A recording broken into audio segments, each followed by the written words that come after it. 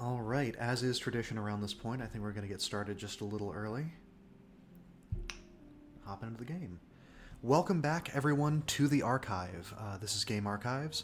My name is Gordon. My friends call me Jordy. I am here doing a deep dive study of the lore, world building, culture, and environments of Hollow Knight and its associated world, Hallownest. If my game will come up. Now we're getting game. Yeah. All right. Yes. Welcome everyone to the archive. Last we left off, we are in the resting grounds, a place we came to just at the end of last stream by taking the tram pass that we got in Deep Nest.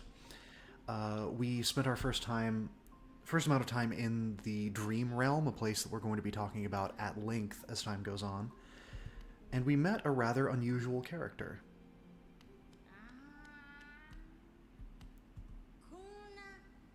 The Seer. Is she commenting on us setting the stream at the end here? So yeah, this is Seer. She is the last member of the Moth tribe. Now, the Moths were a very specific group in Hallownest. I'm diving right in this time because I want to get her up and set as we're walking around and talking. So picking up right where we left off, Seer, we will meet a couple of Moths, but they will not be alive as the game continues. She is, as we can see, likely a blind seer. It's that archetype, your blind prophets, that kind of thing. But saying, you found your way back to me. When you awoke, you just up and left. I thought perhaps I'd frightened you. Those figures, those dreamers, they reached out with what little power they still have and dragged you into that hidden place. But that talisman you now wield, the Dream Nail, it can cut through the veil that separates the waking world and our dreams. Even the dreamers themselves cannot hide from such a weapon. Though I must admit that sacred blade has dulled over time. Together, perhaps, we can restore its power. You only have to bring me essence. Essence, notice, is capitalized. Essence, the precious fragments of light that dreams are made of. Collect it wherever you find it and bring it to me. Once we have enough, we can work wonders together. Go out into the world, Wielder. Wielder is capitalized. Hunt down the essence that lingers there. Collect 100 essence and return to me. I will teach you more. Going from wonderful prose directly into video game-ism. But yeah, she dropped a lot on us there. I'm going to step out of the room while she babbles. You can still kind of hear her if you listen, because she just talks to herself at length. So the Seer is a really pivotal character in this game because she is one of the few characters that sort of knows about the power of dreams, something we've been talking about a lot as a major theme, and is now serving penitence, and we'll have some evidence for that as time goes on, here in the resting grounds. Notice her cave as well while we're looking at architecture. There are these cloth, silk, root, whatever these are, structures coming out of it, but it's made entirely of masks. So is the floor leading in if you look down here, and all down the wall. And what does that mean, we're asking ourselves? These masks are representative of life, as you can see on our life bar. They're representative of identity, based on the character we're going to meet here in a minute. Showing that this is a place of thought, of power, of life, here in a place of death, the resting grounds. You see these masks are everywhere. These little end pieces on our platforms here, these have more of those masks. And again, we've seen masks used as a symbol before, but looking in here, we can see that there are these little dream catcher sort of shapes, these floral patterns. And that's a symbol we've actually seen before. These are a lot like that dream essence we saw floating around when we got sent into the dream realm. But she's got her little Lumify lanterns, her comfy little bed here. But something she just dropped on us is that, she is aware that dreams are what, connects the living and the dead. We're in the resting grounds, she watches over it, is someone who specializes in dreams as well as life and death. And that speaks a lot to what we've been talking about with the Radiance recently. The Radiance, we've heard multiple times throughout this game, has infected bugs through their dreams. The very first thing we were told by Elderbug was him saying, maybe dreams aren't such a good thing after all, or something along those lines. But let's start exploring the area while we're here. As a matter of fact, let's talk while we activate this Whispering Root. This is one of the ways that we'll be gaining essence throughout the game. Notice these shapes here, even though they're glowing, you can still see are very much that Dreamcatcher floral shape that was associated with the moth. But you ask yourself, what are the moths? You know, a lot of bugs we see in this game are just sort of nondescript bug-ass bugs. But the moths are their own very specific tribe, very much like the mantises that we saw earlier, much like the mushrooms. However, this is something we'll talk about in a second. The moths are very much defined. We see this moth that looks like a moth. She has her own culture, her own way of speaking. And the moths, at one point, worshipped the Radiance. They were adherents to her. I say her, again, as we remember that the Radiance is a living being, a sentient, shall we say, higher being, very much like the Pale King. But, once the Pale King came to Hallownest, see, we've reactivated this Whispering Root.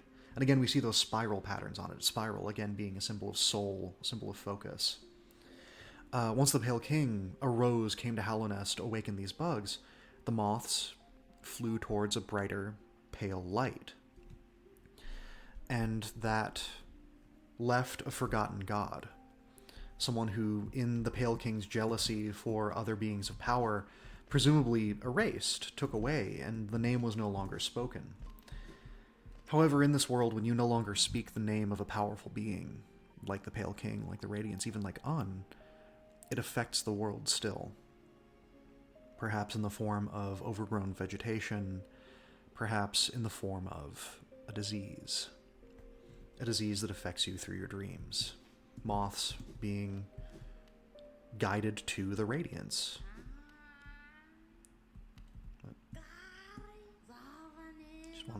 Ah, Wielder, you've returned. Just let me have a look at the dream nail. And she just tells us, yeah, get 100 essence, come back. Sometimes dreams take the shape of those who have passed away. Such dreams are bountiful sources of essence. You should search carefully, near graves and other monuments. Why, I believe I saw an interesting gravestone here in the resting grounds. If you decide to disturb those dreams, though, be prepared for a fight. So yeah, we've unlocked some interesting boss fights, many of which come from Kickstarter characters. But, hang on. Let's get a little bit more lore here. Dead remembered. Penitent moth. That's a really important word. The Whispering Roots will tell you a little bit about the area that you're in. And, like I said earlier, the seer is exacting a sort of penitence in this area. She is repenting or asking forgiveness, if we're looking at other definitions of the term. And while I don't necessarily blame the moths, you know, that they did what they do, they follow the brightest light, they were the ones who forgot the Radiance, and in a lot of ways they were the ones who started this. Dreams revered. So yeah, again we see that connection between dreams and death, life, and dreams being, I think, in the last stream right at the end we saw the seer refer to the dream realm we were in as the place between mind and soul, if I'm not mistaken. So again, when mind and soul sever, dreams are left behind, memories. Another thing I want to point out here, not only do we have this kind of unusual Hallownest adjacent architecture with these masks on the edges of these platforms, but also take a look at the grate work here. Still very much in line with the ornate fence work that we've seen from... Oh, hang on. Did my stream go down?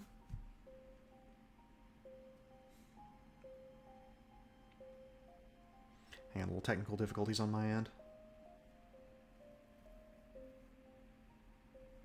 Okay. We're streaming? We're coming through? Testing 1, 2, you're gonna get an echo. Testing 1, 2, you're gonna get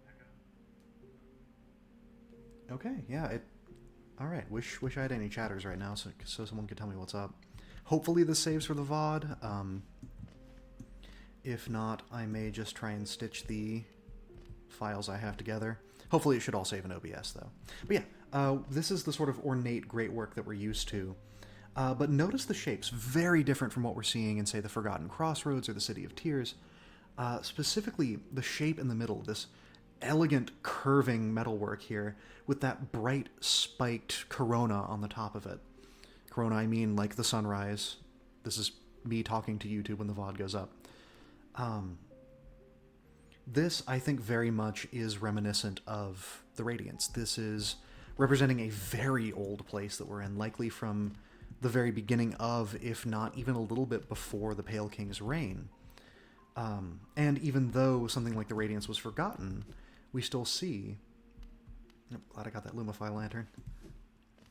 We still see remnants of the Radiance. Ooh, and Dream Shield. I might equip Dream Shield. There's no real lore purpose for it. It's just nice. It creates a little shield. But notice this shape while we're here. I was about to walk away. This shape is often associated with these dreams, as well as the little, like, Dreamcatcher shape.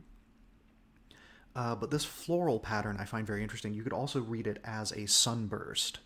Again, hinting at old Radiance worship in the Resting Grounds.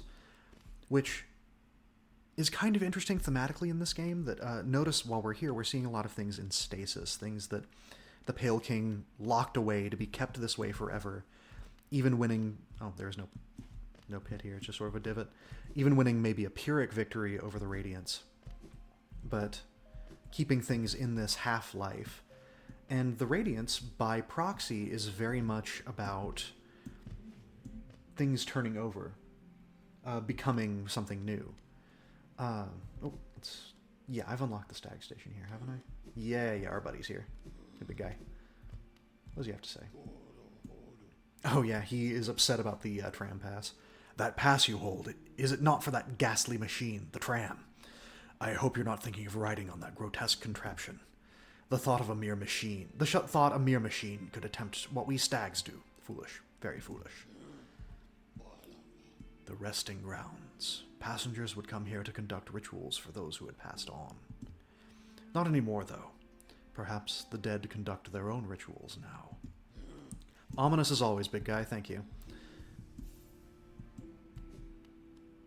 But yeah, notice even the change in architectural style between this obviously later Stag Station, something that was put here later on for bugs that were coming from Hallownest proper, to a place that very much had its own, inbuilt civilization. It had its own worship, but is obviously a bit older than the Pale King. Let's...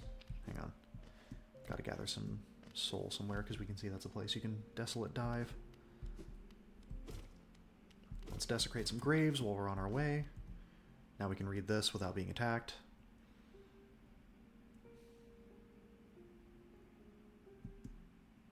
Yeah, this is where we really start to see the story opening up. Resting Grounds is a really important place for the story. So, to lay it out in plain English, before we really get into the depths of it, that was the purpose of the Hollow Knight, and it's something we're going to see a little later. I actually realized we hadn't gone to the center of the City of Tears, but the Hollow Knight was chosen for a very specific purpose, and that was to contain the Radiance. But here we see something of more immediate import. 0. Stop there. Those who try to leave this kingdom are cursed. Better to rest here until time itself sleeps. Hope and freedom. I thought that strength alone could grant me these things. In my dreams I would cut that plague with my nails, and then I turned my weapons upon the king. When I awoke in this sacred place, I began to understand. Those who hope are already doomed. Do you still hope, Wanderer? Will you flee? Or will you raise your weapon and doom us both? So this is one of the main ways we gain essence. This is fighting warrior dreams. Now let's see if I can lore and fight at the same time. So yeah, 0, if I'm not mistaken, was actually a Kickstarter character to begin with. But he actually holds a pretty interesting place in the lore.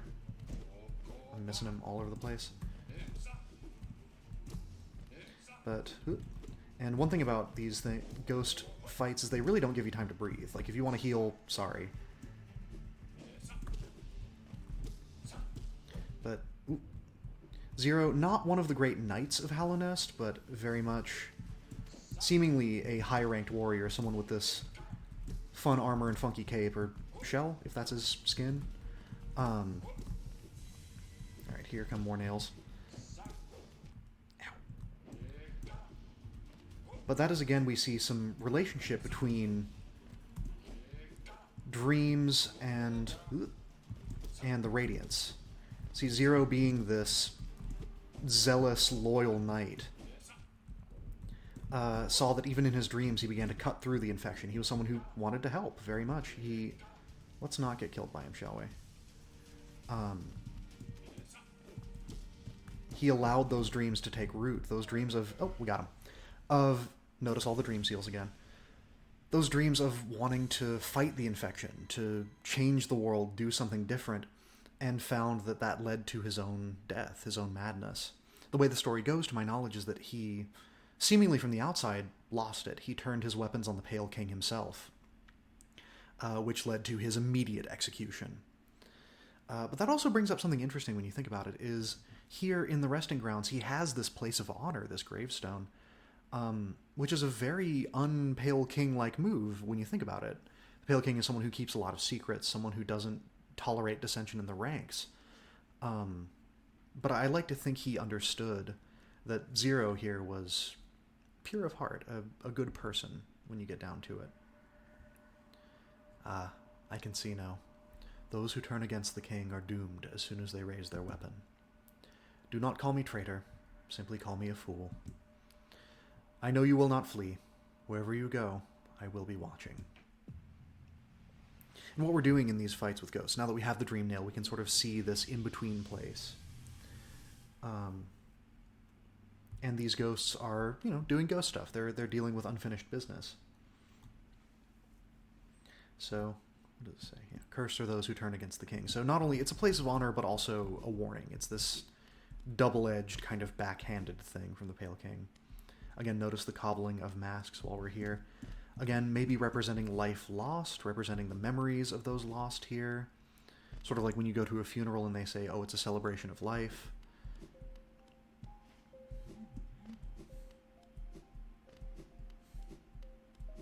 My phone is going off. I'm actually going to silence that. Stream still looks good. Very nice. And we have a little bit of soul that we can check down here with. Great sound to start. Amazing sounds that we're starting off with here. There's nothing over here, yeah? All right.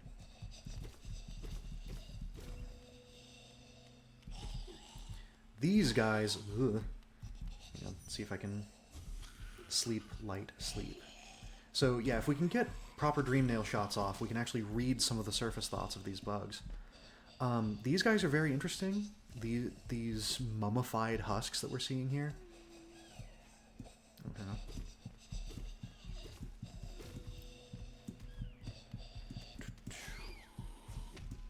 Still got me. Because this is showing that, it doesn't have to be the Radiance that killed a bug, but... And there's a car alarm going off outside. Great night for streaming, everyone. But it means that, bugs didn't necessarily have to be killed by the Radiance to even be raised by it. These bugs were obviously dead for a while. Here, entombed in whatever practices were used in Hallownest, or maybe its predecessors, to remember and revere those, very much like Egyptian mummification. And notice we're seeing in these tombs, there are these casks and these chests that were very helpfully grave robbing. I do think this does have some connection to Egyptian mummification practices, leaving things that a bug might need in the afterlife, while also embalming and entombing them, even in bandages. But now we see the dead have been raised. I think this just opens a little shortcut back this way. Yeah, back to... We don't have a map yet. Back to here. Yes, this leads us back into the City of Tears, exactly where I wanted to go. We're hopefully going to gather up some essence. Oh, have we seen one of these guys before, or is this a massive shock to any new watchers? Yeah, welcome to the nicer parts of the City of Tears, where we have these giant, near-invincible bug super soldiers that we're watching literally only the nice part of town. And the edges of the rest... Ow! The edges of the resting grounds. Yeah, see, there's a huge sunken sign for the City of Tears itself. Hopefully we can get a Hunter's journal entry. They do 2 masks on a hit. Very fun, very cool. There we go. Let's see what we got in here. Yeah, Entombed Husk. Yeah, mummified remains, deformed and enraged by infection. Cool, cool. Are we still near the top? Yeah, this is all Forgotten Crossroads stuff.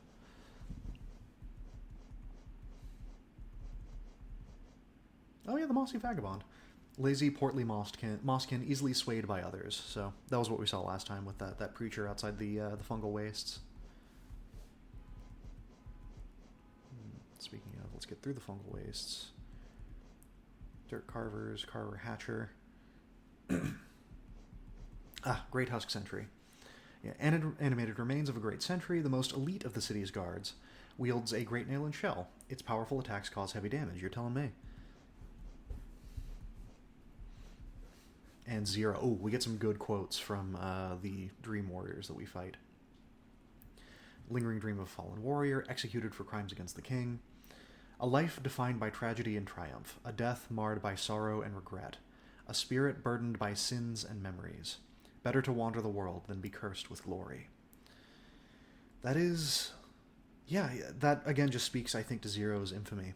That, you know, he has been cursed with the glory of his death, as well as with the glory of his own legacy. Someone who was, again, presumably a great warrior, tragedy and triumph, sorrow and regret. He was obviously also, let's think about this, close enough to the Pale King that he could draw weapons on him, which we're going to see more and more as this game goes on. The Pale King is not the kind of guy that you get close to, physically, or I guess emotionally.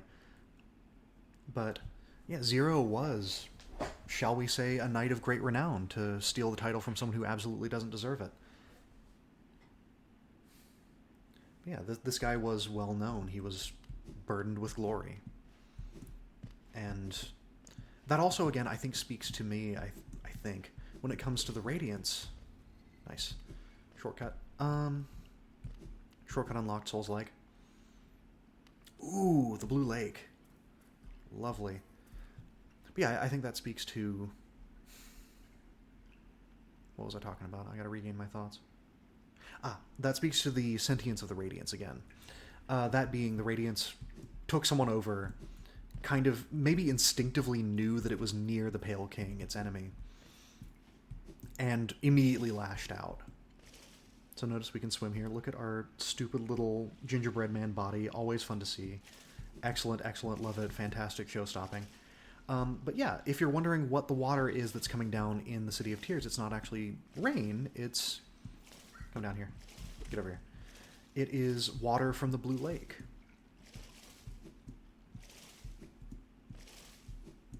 Let's see if we can get across. Yeah, we can cross the whole thing and find Tiso.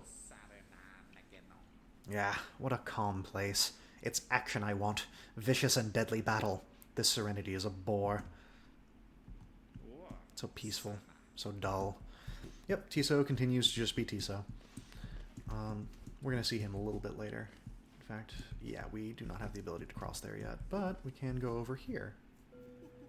Yep, and that drops us off at Salubra.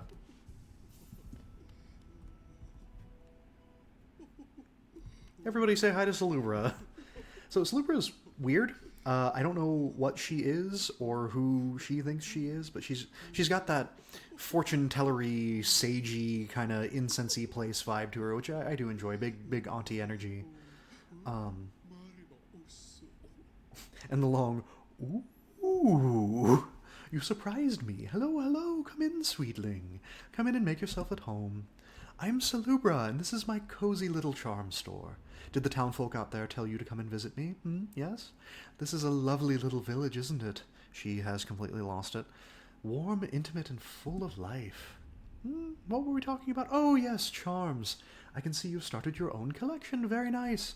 I can show you some of my own. You can take one home with you if you like. So yeah, Salubra is not taken by the Radiance, as we can tell, but is definitely not 100% with it. But she has some lovely charms we can pull from. Long Nail's a favorite of mine. Quick Focus, also very good. Let's grab a Charm Notch while we have a moment, because I want to actually start character building and looking at flavor text once I have 10 charms. Okay. But yeah, oh, this is also somewhere... Actually, no. Oh yeah, there we go. She mentions here lifeblood, if we read here on the screen. She says that lifeblood is a bit of a taboo, but it makes you feel much healthier. That's the source I was talking about earlier, that when we were talking about lifeblood being taboo in the Pale King, under the Pale King's rule. Let's grab a long nail. Steady bodies, solid if you like face tanking, which I do, but I want to make sure I have money for quick focus. And we'll have just enough for this last charm notch. I will be back for more. But yeah, Salubra raises the very important question of what are charms anyway. You know, is it just us, the same way like we're focusing soul as something special? I do like the Thorns of Agony, but I'm just going to take all of it off and start rebuilding. Boom. Boom. And we'll get some more charm notches as we go. Yeah. Mark of Pride is actually, I think, like a better long nail, if we're being honest, but this one is just a little bit more efficient, and I like quick charge. Yeah, here we are back in the Forgotten Crossroads, and we're going to be seeing a lot of as the story unfolds. Yeah, this is back where we found Sly, but yeah, the question arises, like, what is a charm notch? Where do you put the charm? Oh, I totally forgot to talk about the totem that we saw in the resting grounds. Well, I'd like to be there with my little laser pointer to point it out, but that one that we saw back there, I think I'm going to duck my head back in once we get 100 essence, is very indicative of the culture that put it there. We are not, in fact, headed to the Stag Station. That's not what I wanted. You can see around it there are these like spiraling pieces of architecture that lock sort of like teeth into this lattice together. There is that floor that changes from that mask cobblework we saw in the resting grounds, that then like signals that like, hey, there's something else going on here. Again, there's all I will say at the moment is that there's a very ancient civilization that had a very wide reach, and we'll be seeing more and more evidence of them as the game goes on. In fact, I think if we get to my secret evil master plan tonight, then we should be able to see it in full. Well, not in full. There's a lot more to talk about, but we'll get our toes dipped in the water, let's say. Can I talk about toes on Twitch? Is that okay? Where am I? All right, over there to the Stag Station. I forgot I had a map. Today's been kind of a scatterbrained day for me.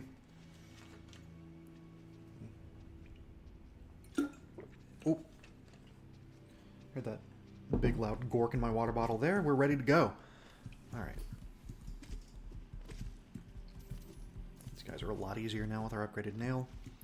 Matter of fact, if we can get back to the tramway, I might find a little cranny where we can get something to upgrade this nail a little bit more.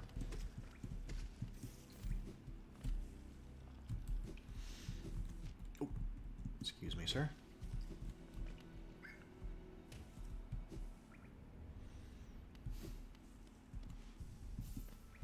So where do we go from here? Hey, big boy. We don't need to go to Dirtmouth. What do you say we just get a little bit more... Yeah, let's get a little bit more Dream Essence, and then I think the plan for the rest of the stream is I'm just going to go hard on getting traversal abilities so we can really crack this game open.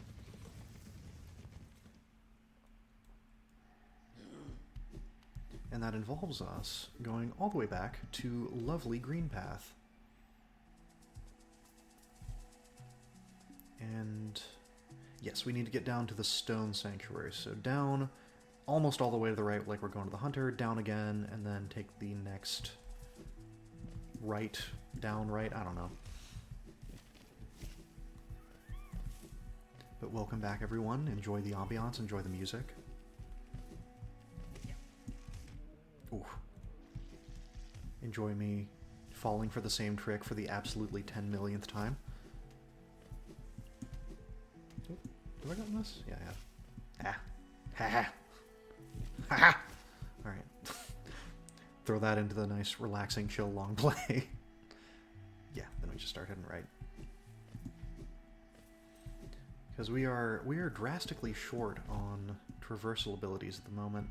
And I'd really, really like to get into some more of the nooks and or crannies that this game has for us. I thought I was being slick.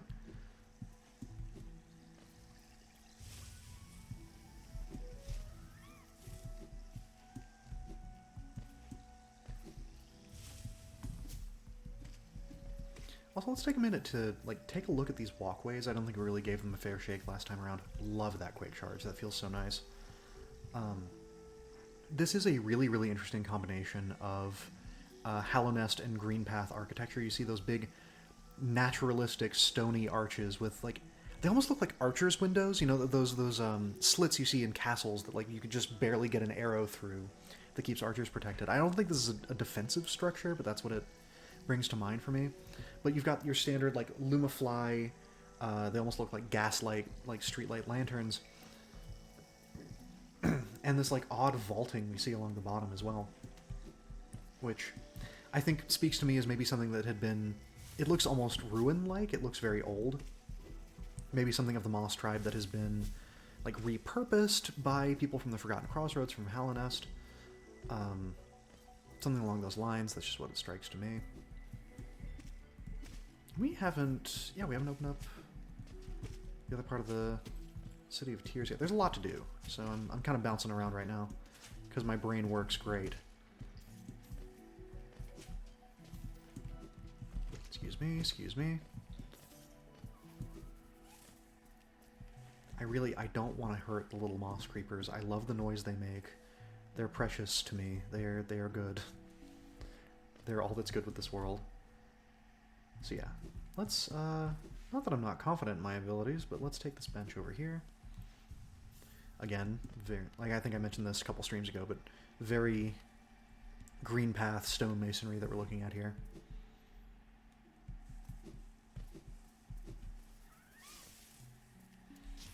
Oop, let's not get spat at. Excuse me. But yeah, I think once we get all of the traversal abilities, we can, start hunting down Dreamers, take down Deep Nest in earnest. Great moves, everybody. Fantastic. So here's an unusual statue. We're coming to a place that, again, it's a, spoilers, it's a dreamer, not a dreamer, shit. It is a dream warrior, a ghost, under the name of No Eyes. That apparently you can see had, her own place, her own zone here in Greenpath, far and safely out of the way, with even statuary representing her. I doubt she built this herself, being a warrior and a caretaker by trade. I don't know if it looked this ominous the entire time, but it's about to get worse. Ready for another really sad story?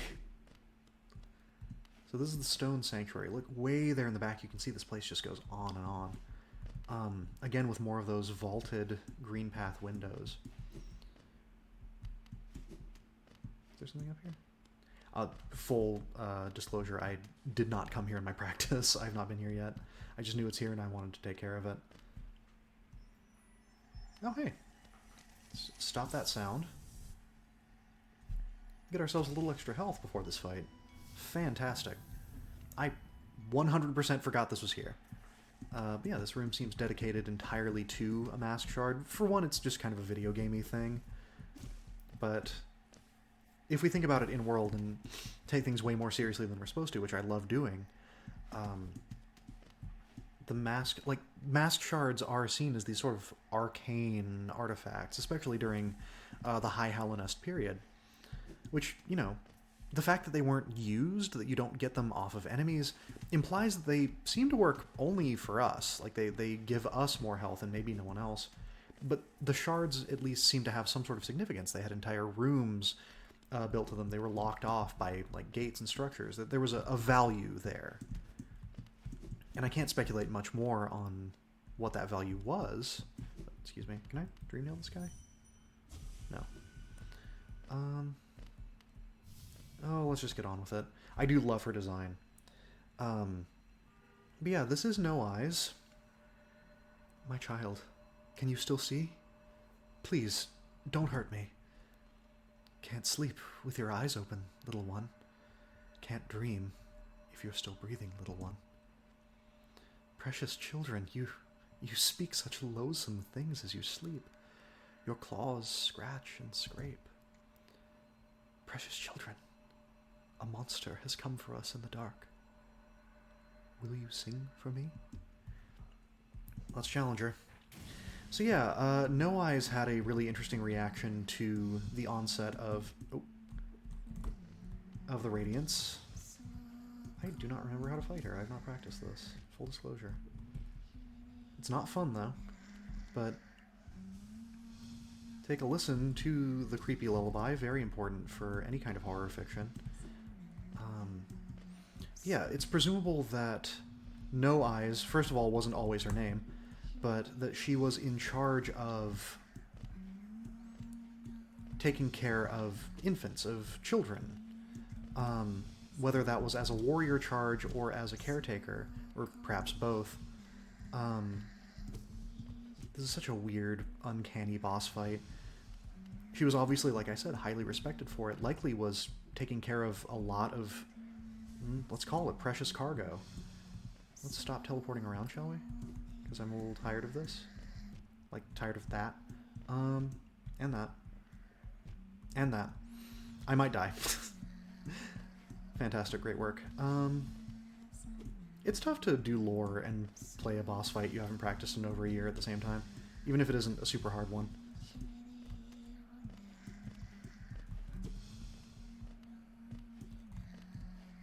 Let's just... Oh, let's not lock in. Well, I can tell the story on the way back. That's what happens when you don't prep for your streams. I'm going to play a game blind one of these days, and you guys are going to see exactly how bad at video games, like, base I am.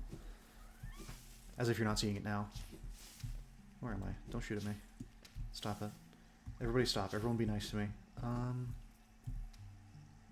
Yeah, this way. But yeah, No Eyes. Presumably, like, she was here in some capacity fending off the Radiance, fending off the infection. Give me soul. But she became aware, like most other bugs, that something was happening in the dreams of the children she watched over. And became afraid of them. Saw them as turning into, shall we say, mindless video game enemies. And in the night, perhaps while they slept, she thought it best that if you have no eyes, then you can't sleep. Then you can't dream. She saw the connection and tried to do something about it. And to her credit, she wasn't infected. But we see those streaks running down from her eyes, those blackened tears. Now that might end up meaning something pretty different later on in the game. But we can probably tell that either... the fan theories seem to range that either her eyes were gouged out by her children in response, or she... Don't do that. Or she took matters into her own hands to try and stave off the infection. And when it comes to things like this, people will do drastic, scary things. And I don't think I need to lay out what her, unfinished grief and business in the world is. Also, I do not know the name of the Kickstarter backer who proposed No Eyes, but I have a master's degree in mental health counseling. I know people. I can get you hooked up, all right? Please stop. I'm just absolutely... That's the thing with me and things like bullet hells and that kind of thing, and some of the boss fights in this game. Something about my brain is entirely shut off when there's multiple things to focus on the screen at once. What do you mean I have to dodge and hit her, right? Stop it. Alright, I need to just kind of lock in and focus here for just a second. Everyone enjoy the music. Oh, God.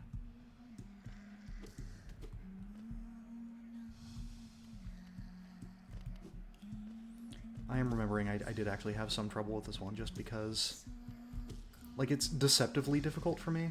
I know whoever's watching this, well, I did this backwards on a Steel Soul mode with my eyes closed, but I'm bad at this.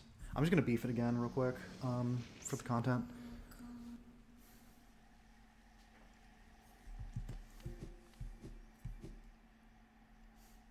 Also, like, genuinely, I'm not ashamed to admit this boss fight is kind of unnerving. Color me unnerved.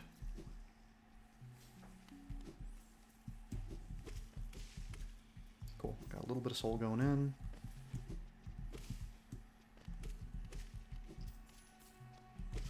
Alright. Grab my... Just shove my soul back into my body real quick.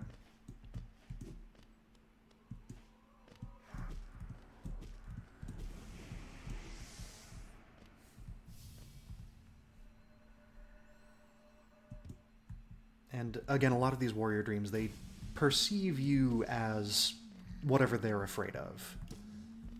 And for her, you know, being a child caretaker, using the language that you would use in raising children, describes you as a monster in the dark.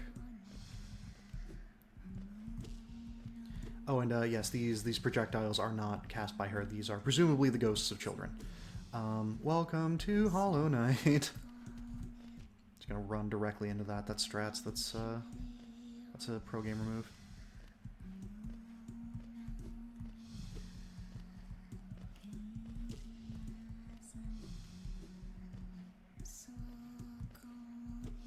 Here, get over here. That is an issue I take with like a lot of these Dream Warrior bosses, is it's just the absolute get over here-ness of it.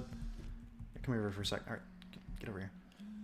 Because they float, they teleport, they jump around, and if you're not ready to platform and fight a boss at the same time, then you're not going to have a lot of fun with these blokes.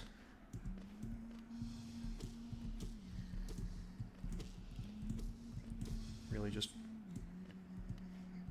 get her up against the ropes here. Okay. Yeah, and as I remember it, like, I've seen some of the backstory stuff on this. How much health does she have? That not only were these bosses like proposed in their basic concept and then kind of worked into the world by Team Cherry, by Kickstarter backers, you can also see some really cool, like, you know, pencil on paper, just kind of working something out in your room designs. That must be so cool, you know, like getting into a game, like, you know, you paid the money, you got the Kickstarter backer thing, and like seeing the thing you made kind of come to fruition in a full game from like your little sketch. I mean, oh, please stop. I've decided that I'm upset, and I don't like this boss.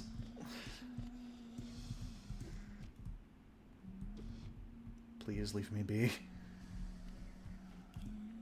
Legitimately, how many times have I hit her? That's one health.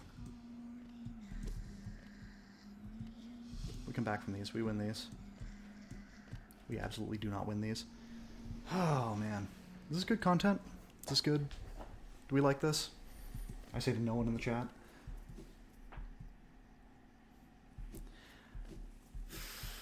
Is this something we're kind of meant to come back to, honestly?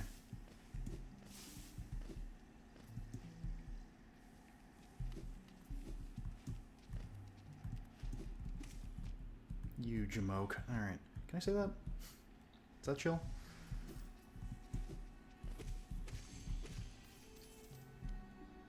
Well, we unlocked a little bit in the Hunter's Journal. Let's give it one more swing and just decide if I'm bad tonight, I'm bad. And then go back to more interesting lore stuff. Because we've already got the story here, I'd just like to get the essence for the resting grounds. Alright. Yep, monsters come for us in the dark. Let's go.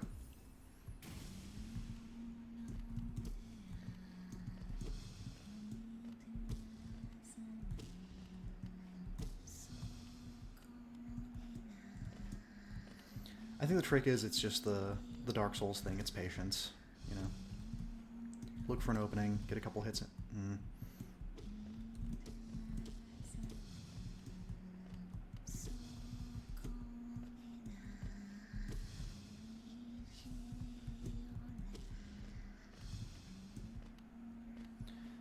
just...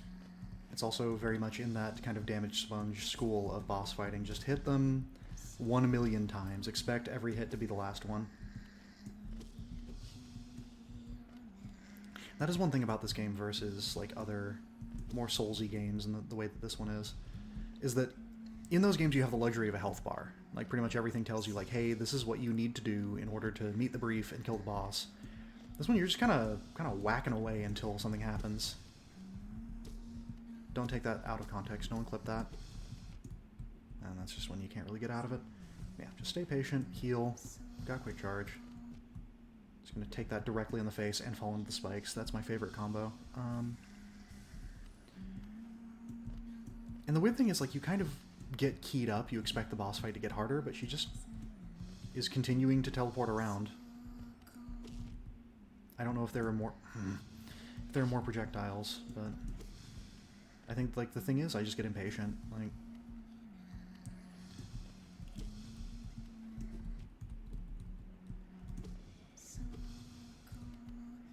Is this a safe spot? Yeah, it is. It's also embarrassing every time you get hit by one of these things because they're so telegraphed. You can see them coming. Oh god, am I gonna die again? Yeah, I think if I die, I just come back and... Yeah, I'm just gonna come back, grab my essence. We're gonna come back here later. Or my shade. I'm sorry. Alright, yeah. Shake it off. Shake it off. Yeah, I'm not a pro gamer. I'm not a speedrunner or anything like that.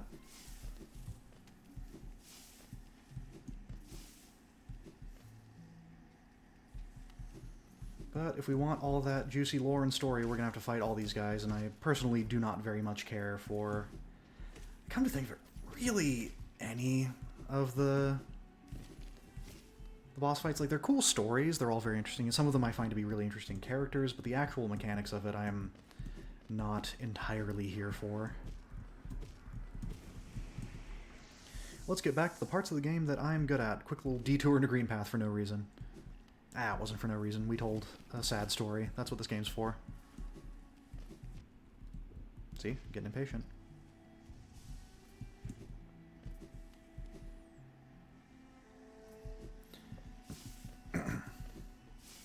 So I believe the next area of interest we're going to, and if you want to see me being really bad at the game, is going to be the Crystal Peak. We've been there... Have we been there? No, I think I only went there in my other save. It's a really unique area. It's kind of mechanics heavy, not a ton of lore to speak of, but there are a couple interesting characters and some interesting things to note while we're there. So you guys will get to see me drop a little bit of lore, speculate it a little bit, then get very frustrated at Crusher puzzles. And if anyone's played the game before, you know what I'm talking about. I'm not what you would call amazing at those like timing-based puzzles. Let's get back to the Stag Station. Yeah, and I think the place to go from there is probably going to be the Forgotten Crossroads. From Forgotten Crossroads... Actually, no, I'm going to go... Oh, hello. I'm going to go Dirtmouth, then go Forgotten Crossroads, so that I can get to a friend we have not seen in a little while.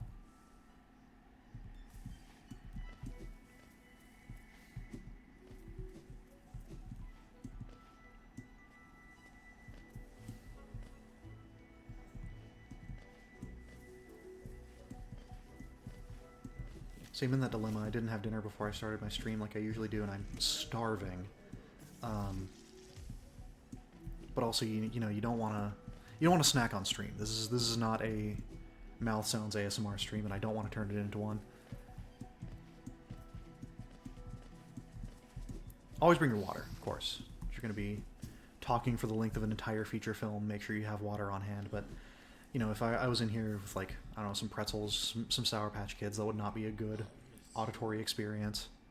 Yeah, let's hop up to Dirtmouth. Say hi to everybody. We got Bretta out. Yeah, we got Bretta. We got Bretta. Great. We remembered last time to get Bretta out. In fact, I think we may be able to go into her house and do a little breaking and entering. Classic RPG style. Let's go. Yeah, there she is. She's so nervous. Has he said this to us before? It's just him talking about Cornifer and Iselda. don't have a ton of cash on hand. Let's see if we can buy anything off Sly. Nah. Alright. I don't particularly want Gathering Swarm. Yeah, here is Britta's house. Are you guys ready for some fan fiction?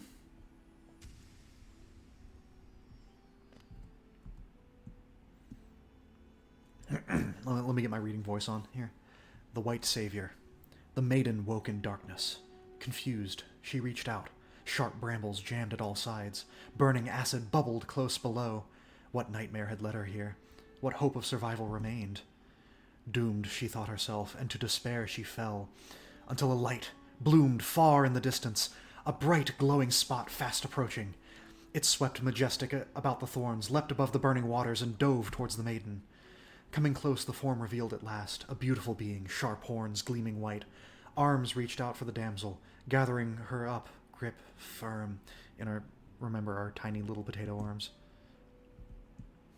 Yeah, that's all we have so far.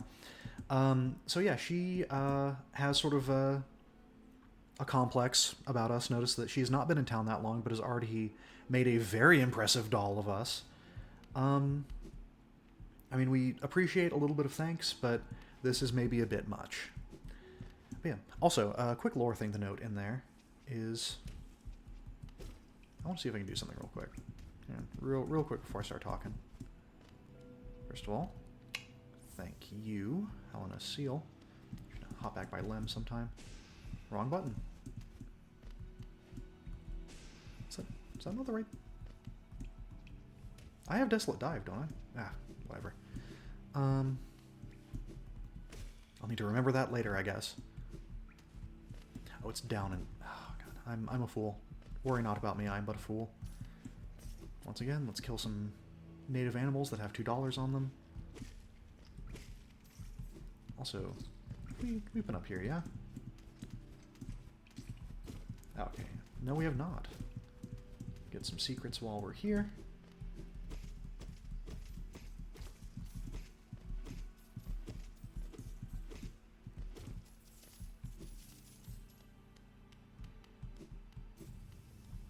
Oh, cool, cool, cool. Nice. I'm glad we actually came here now. We can get a little bit more lore over here in the crossroads. A little bit more essence. Oh, we have over 100 essence. Okay, cool. Neat. Yeah, so we can actually stop by the resting grounds before we go to... Hang on. You. You again! You fool, you bastard!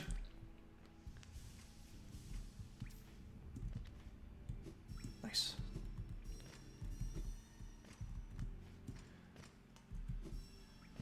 I think it's almost more insulting that the Gruzzers don't seem to know where they're going or what they're doing when they get on you like that.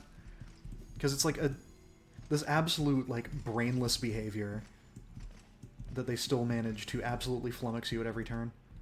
Oh, hello, hello, hello. You see that little bit of analysis paralysis there in the air. Ooh, got our full lore entry for Tick-Ticks. I'm sure that's real exciting. I can tell you right now, I don't remember it off the top of my head, but it's just the hunter being like, look at these little bastards, look at these little critters. Is that the last one? No, it is. Alright, cool. Am I not close enough to the mic? Hang on. I was really leaning back, getting comfy. Let's make sure my audio's good.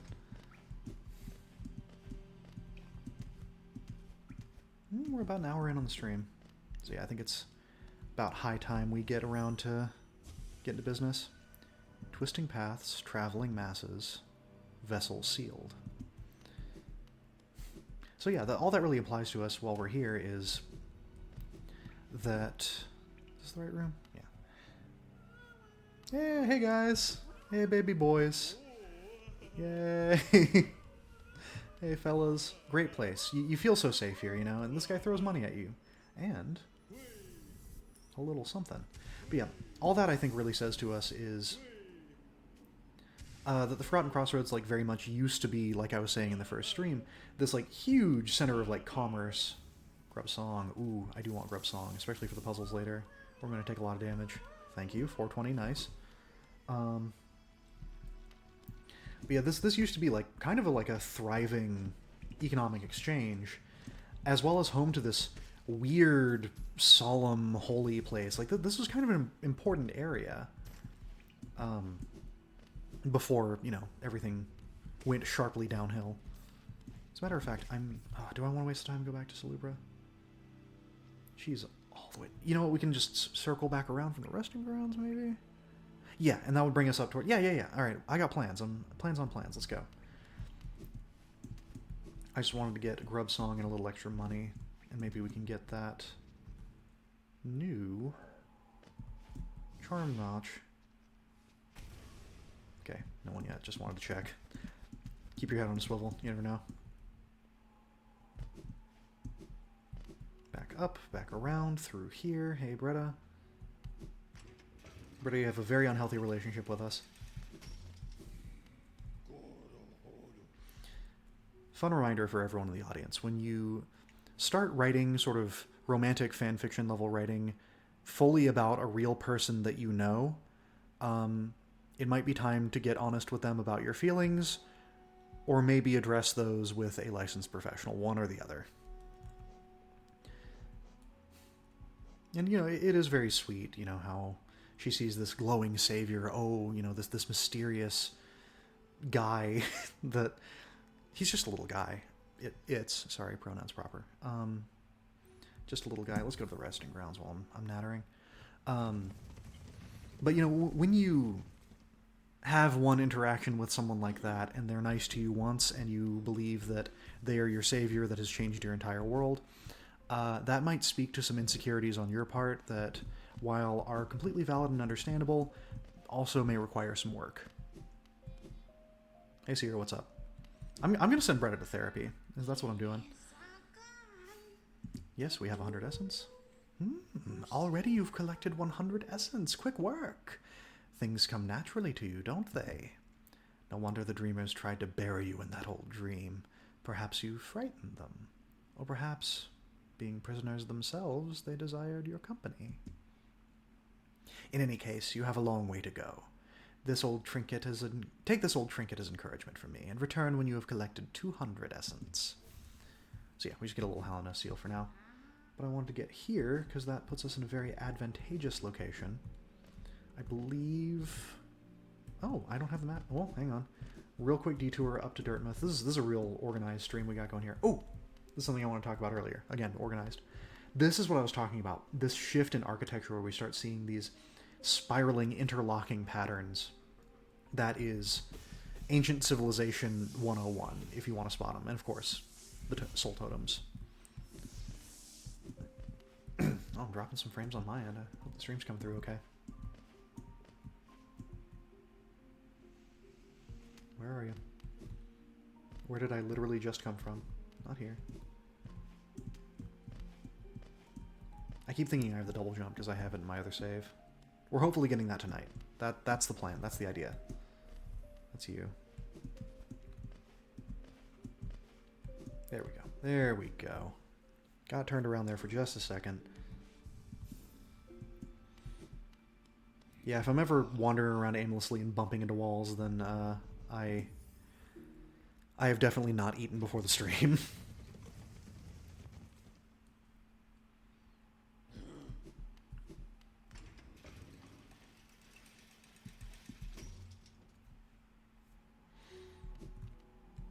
Corn Fur, can't believe I missed you, my man.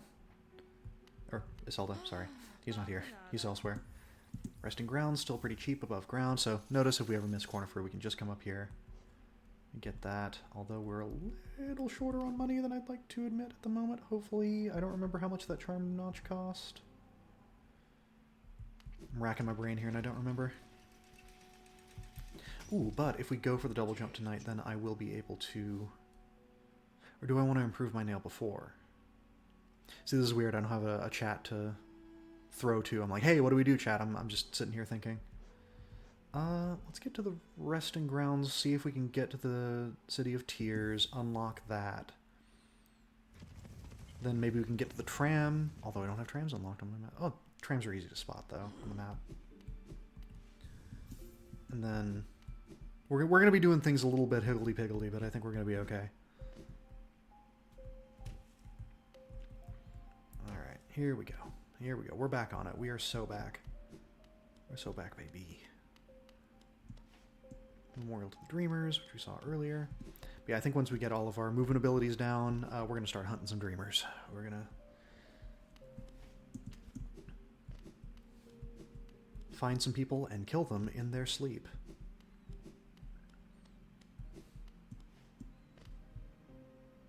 Okay, yeah, Forgotten Crossroads. That takes us back this way. Blue Lake's down there. Where did I go before? That goes down to the City of Tears. Down, down, down. Okay. Right, because this comes from Forgotten Crossroads, and that's above. Lots of switchbacking and turning around. Don't mind me.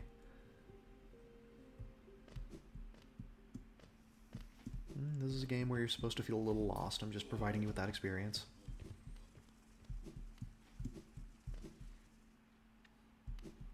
Then we'll head down to the City of Tears, which hopefully this should bring us back around to the locked section we saw before.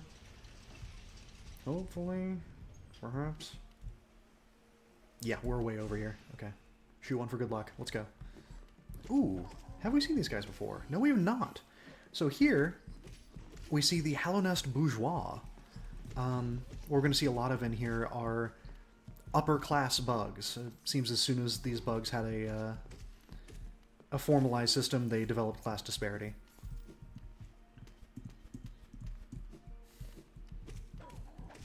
Let's actually explore around here while we have a second. Yeah, let's see if we can take a look at these guys in the Hunter's Journal, because the Hunter will have some very derogatory things to say about them. Ooh, we have a Husk Dandy. Yeah, former member of Hallownest High Society, limited offensive ability. Cowardly Husk, although made aggressive by the force inside, old instincts still occasionally compel it to run from danger. Uses its corpulent body as a weapon. So, yeah, we're seeing here, and I don't want to take away from the environment that we're in, really, really ornate, even for the City of Tears, where we are right now. We are in the Heights, in the Ritz. The floors are this really innate, like, this looks like a trap. Yeah, it is. I was correct, and not just because I played it before. Yeah, we see this, like, cushy furniture. These are just entirely, like, useless, like, vase things hanging around. And we're getting flying troops. Get down here. I love this longer nail. That is very nice. I am not paying attention. I am so not paying attention. Get away from me. Oh, hear that terrible sound. I think we're getting either another mask fragment or a bit of soul. Oh, thank you. Thank you for that. Now let's heal. Even though I don't like fighting these guys, I do find them a little easier just because they're more on the defensive.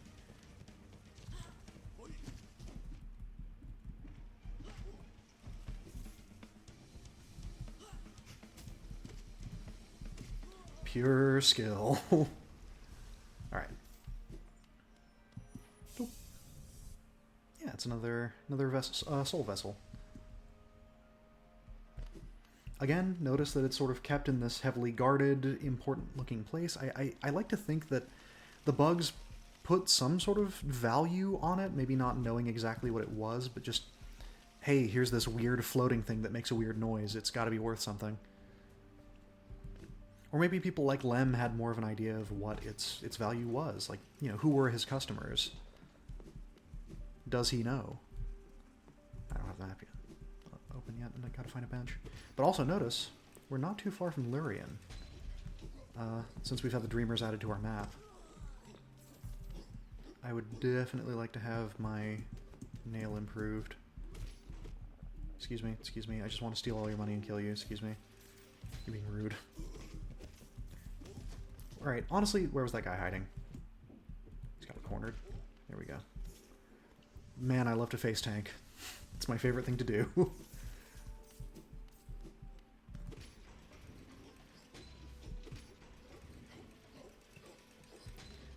Yeah, this place, like, it gives the energy almost of the Soul Sanctum, which is another, you know, very well-funded, very high society place in Hallownest, but it doesn't have that... Oh, I'm really just getting my ass handed to me here. Just by being careless. Reminder to everyone watching out there, it is hard to talk and play at the same time. Yeah, this has this, like, purely, like, superfluous... Oh, King Station, very nice. Ostentatious, like, unnecessary build to it. Built for comfort, not purpose, which you see a lot of in Hallownest, but this is it to its highest degree. And this is, of course, very indicative of your high Hallownest era that we were talking about before, like the height of the wealth and power of the Pale King and of his people, when wealth was a concept that bugs had. Oh, the bench is broken. Oh, right. This takes us out to Kingdom's Edge. We'll be back there in a little while. Yeah, that's all broken. I swear there is a working stag station in here, though.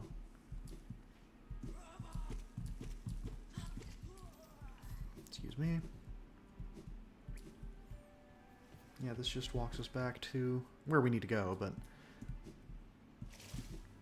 My mind is foggy. I'm trying to remember if my buddy is here.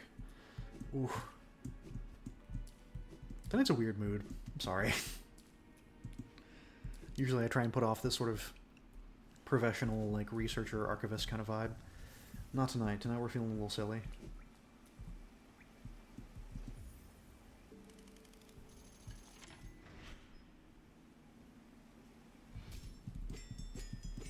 Let's call him in, see what he has to say. Ah, many stag stations have been opened. Again, I can travel the breadth of the kingdom. So many grand thoroughfares and old sideways I'd forgotten. Somewhere amongst the lines lies the Stag Nest, the place where I was born and raised. I thought its location lost to my failing mind, but now I can almost remember the path. If you keep opening stag stations and beckoning me through them, perhaps I'll find that nest. I would like that very much. Little one, we stand in the King's Station, named of course for the King of Hallownest, he who ordered the building of the Stagway and the stations. The king never rode the Stagways himself, but I've heard he was a glorious bug to behold, bright and radiant in visage, so much as it hurt to look at him. So 2 things there. First, the Pale King, like, when I talk about the Pale King's light, I'm not being euphemistic. I'm actually talking about the Pale King glowing brightly. He was difficult to look at. His radiance, his glow, being something that certain NPCs will bring up as we go.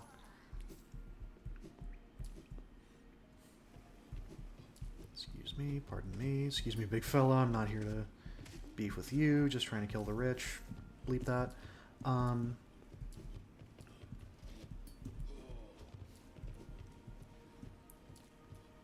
Yeah, and also the fact that there was a, like, central cultural hub for the stags, that before all this went down, they had their own spot, their own little hidden place amongst all the stagways, which I personally think is very cool. Excuse me.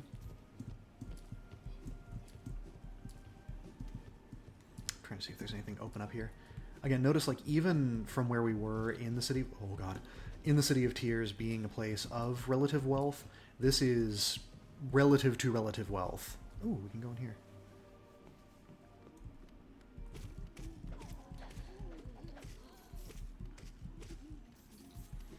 Notice how, like, you see here a lot of things are covered over, a lot of things have been sort of pushed to the side.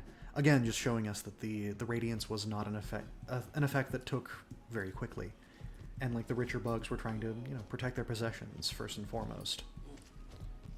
Not even really themselves, but also were kind of using their wealth to sequester away, hide. Before the entire city was locked down, I imagine that they locked off the less fortunate parts of the city. Why am I fighting this guy? What am I doing? I guess it's good geo. Yeah. Excuse me. But again, like, what are these things behind us? Like, none of these really seem to have a purpose. The gates are even a little haphazard.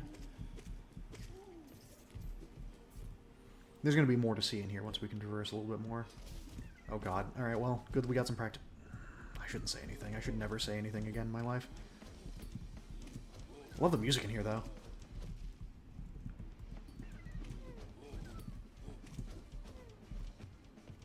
Let's heal up.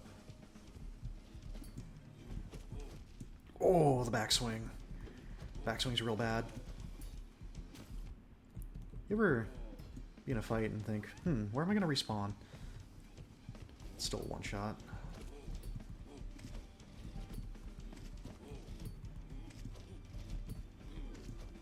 Got him in a pattern now. Alright, cool. Whew. Let's get ourselves a grub. Also, again, to speak to the technological heights of Hallownest, we have full portraits on the walls, things that fortunately haven't smudged from the rain. And this is a little insight we can get, pre-Hallownest's fall, that the bugs, even before they had that creepy radiance glow in their eyes, they still looked hollow. They were presumably maybe wearing a mask, a shell like we are. But the bugs that we see and that we talk to, some of them we can tell have, exposed eyes. They have more bug-like features, but there's other ones here, they seem to almost be wearing masks. And again, masks are a pretty important motif around here. I'm going to figure out all the back workings here off camera, I swear, and we'll have a little tour of Upper Crust Hallownest. Why am I fighting him? What am I doing? Upper Crust Hallownest, we don't need to be there yet, but we will head that way soon. But before we go exploring around here, let's open up a sequence that we should have seen a while ago. Yeah, notice, and these guys are not warriors by any means. They got soft hands. They are wearing these opulent clothings. These guys run away. These ones just kind of try and jump on you, and this guy tries to sort of slap you as though he's initiating a duel. But a lot. Yeah, let's open up the City of Tears a little bit more. Also, take their money. Oh yeah, we didn't get here last time around. Let's watch a little cutscene.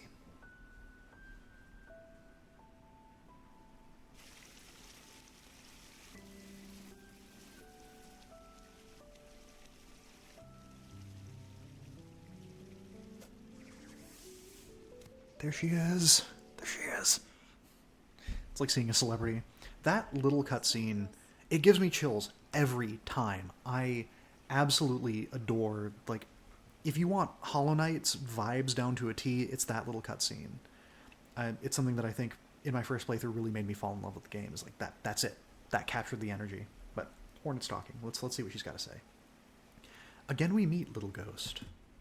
I'm normally quite perceptive. I underestimated, though, since I've guessed. Let's start over. I'm normally quite perceptive. I underestimated, though I've since guessed the truth. That's a tough one. You've seen beyond this kingdom's bounds. Yours is resilience born of two voids. Key. It's no surprise, then, you managed to reach the heart of this world. In so doing, you shall know the sacrifice that keeps it standing. So before we get into big info dump here, born of two voids. Connect that back to something we've been told before, that, saying before you crawled out of the darkness, I believe the Dreamers said to us. We came from a place called the Void. We were born there, but we weren't from there, if you catch my drift. I'm, again, trying to figure out how much to reveal. If, knowing the truth, you'd still attempt a role in Hallownest's perpetuation, seek the Graven Ash, and the mark it would grant to one like you. And there she goes. Yeah, so Graven Ash is going to be out in the city's edge. I think, we're going to need some double jump, going to need some crystal dash before we get there. But Memorial to the Hollow Knight. There he is, they said it, that's the name of the game, is the Hollow Knight. In the black vault far above, through its sacrifice, Hallownest lasts eternal. Notice they refer to the Hollow Knight as it. Oh, that is the black egg to the map, that's interesting. Forgot about that. It, like us, is an it, not, a he or a she, or a they. And it and us very much come from the same place. That's something Hornet clocked right off the bat. What's up, Lem, my man? See, here he's speaking my language. These journals give us an interesting glimpse into the minds and hearts of those who lived before us. So yeah, a lot of, and I'm no archaeologist, again, like I said, my background is in psychology.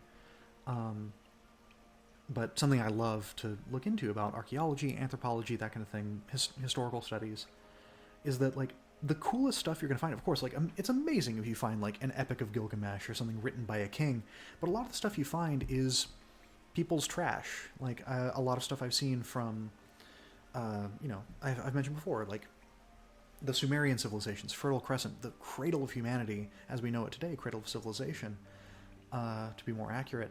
You find receipts and letters and little bits of daily life, and that's the stuff I find the most cool. That's what I find the most interesting. But, in being a recently fallen kingdom, you can kind of find these everywhere. Lem doesn't pay too much for them. A Wanderer's Journal, eh? Though they're common finds about the kingdom, I much enjoy the deciphering of their text. Read together, they paint a morbid tale. It seems fate was unkind to most who travel within Hallownest's ruin. Velmi Ardred. So another one. Another Wanderer's Journal. I might not offer a lot for each, but they're plentiful about the caverns, and I doubt you'll find another willing to make a trade for Geo. Let's pop some more Hallownest seals down. See if he says anything interesting. Hallownest seal, eh? Give it here. Do you have anything else for me? If not, get your damp little self out of my home. Don't be nice to me. Others have told me there's a statue out by the city's entrance depicting a large knightly figure. Could be one of the kingdom's great five. Oh, you said this before. I'd have looked it over myself, but the gate's long been shut tight, and it's too much hassle taking the long way around with all those blasted husks about. Yeah, I think we're getting mostly repeated lines out of him. Yep, that's another Hallownest seal, alright. The shop will be overflowing with the things soon. Gah, I'd never guess so many would still be lying around. If they're as common as you make them seem, maybe I've been offering too much for them.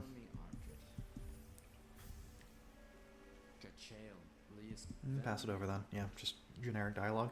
But 800 geo for a king's idol, not half bad. This might be worth another trip to Salubra, maybe after the stream, but... Hallownest's king was an elusive figure, deified by the citizens. With the king rarely seen, worship was offered through these idols. This is amazing primary source lore. Love this. I guess secondary... yeah. A good source to hear from. Primary source means something a little different. There's an expert crafted them. Few alive could match this skill. Alright, and the usual spiel. See you, Lem. Yeah, the king's idols I find very interesting. You know how I mentioned the Hallownest seals could almost be likened to like a personal cross or a crucifix. I think maybe more accurate is... Can we just open this up for later? Yeah. These are the sewers. There's only one reason that I'm excited to go down there, and if anyone has played this game before, you know who it is, but we're going to gather up a little bit more strength before we head down. And I think I'm gonna... Let's hop out to the main map, shall we? Yeah, I think I'm gonna... Where am I going? Let's start some Deep Nest, the tramway. That's the failed tramway. I love this map. Love filling this thing in, it's so satisfying. Saved here, Soul Sanctum. Where am I trying to get to? Have I not? Oh, easy. I know an easy way to get there, actually. The way I said we weren't going to go. Haha. Again, I want to highlight the shift between where we were and just being smacked in the face by, like, ridiculous Versailles Rococo architecture. Like, the windows are, like, even... A lot of the windows we've seen are, like, pretty basic shapes, just with ornate... great work inside them. These are like a really weird, hard to carve shape. There's balconies and these big round carved in bookshelves, and it's just like money, money, money, money wherever you look around here. And again, these tapestries I find really interesting. We see this like really unique, ornate version of the Hallownest seal, again with that pronged shape of the Pale King behind it. Just hanging for what looks to be like dozens of feet back with, I don't know if that was originally like, if you can really squint you can see it, there's a water feature back there that maybe is just from the flooding, maybe overflowed, or may have just been like an indoor waterfall. I'm pressing all the wrong buttons, don't worry about me. But yeah, like, in fact, let's explore a little. I might forget if we don't come back. This is supposed to be a long play. I'm not in a rush. So I think I need to actually get the double jump before I can get up here. That's fun. Yep, double jump later. We'll be back. Yeah. I'm tempted. We'll be back through here a million times. I want to save some lore. Let's go somewhere a little spookier. So in here we can see that even in these upper echelon areas that we're in, there are signs of construction. Like, notice these scaffoldings, these like exposed pipes, and again, beautiful pipes. And like these cracked foundations, obviously, like it's sort of like if you go to New York right now, like everything's covered in scaffolding. Or I was in Glasgow not too long ago when I took a funky little trip to Scotland that I loved quite a bit. Let's see if I can. This is an awkward geocache. Geocache? Geocache. Is that where that word comes from? I'm getting distracted. But yeah, beautiful little trip I took to Scotland. A lot of historical landmarks were absolutely covered in scaffolding because, you know, old stuff falls apart. So not only does that tell us off the bat that Hallownest's infrastructure required constant maintenance, but it was getting old enough at the time of Hallownest's height that massive construction and restoration projects needed to be done. And as we can see here, accidents happened. You know, this massive elevator shaft, we took one of these elevators earlier. This is, you know, I don't really know the economic rate, but a ton of geo in losses here. Like, this is a major, major loss. Ooh, actually. Yeah, let's learn a little bit more about the area, shall we? Love the dream nail. I knew it was going to be good for this stream. What time is it? About 20 past 8. Yeah, I think we may just be able to get our prep done. The next time it's going to be chores. But I can't help getting distracted by a little bit of lore. Although there's one very hard wall jump if you don't have the double jump. That one. There's another one too.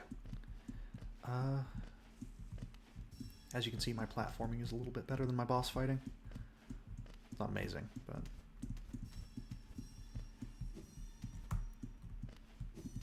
I can be dexterous, if not strong.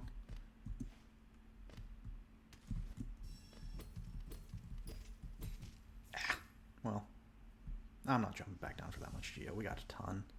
It's matter of fact, before we get inevitably killed by something, I would like to spend it. But that'll just have to come up if we pass it. Is that not all of it? No, not yet. Okay. Well, it's time to make those dangerous jumps once again, because I am impatient. Patience is the name of the game here. Well, the name of the game is Hollow Knight, but, you know. That was direct punishment for that joke.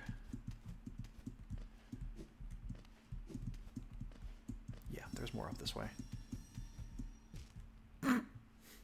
The noise is so insulting. The crunch when you hit the... This one I can mine pretty safely. I wish Minecraft had more dedicated lore, because I would play the hell out of that on a stream. That is like a comfort game for me. I'm sure it is for a lot of people. There's the crunch. Losing a lot of... This is why we get Grub Song. Grub Song gives you soul when you take damage, and is very nice. I don't think we're going to make 200 essence out of this, but it will definitely help.